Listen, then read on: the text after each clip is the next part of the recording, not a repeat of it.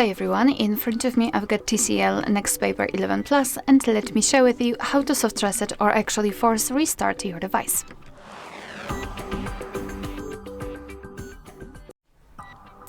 So the soft reset or force restart operation will be useful if for some reason your device stopped working properly and it does not respond to your touches.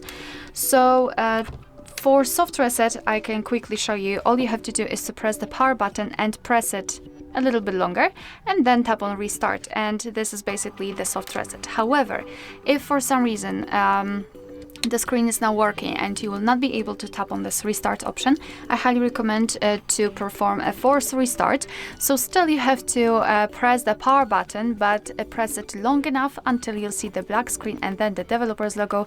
Here you've got also the information that we have to press it at least 8 seconds to shut it down. Here we've got the black screen, which is a really good sign. Now we've got the developer's logo, which means that we just forcefully restarted our device, and hopefully it will work perfectly fine again. Alright, so that will be all. Thank you so much for watching. Please hit the subscribe button and leave the thumbs up.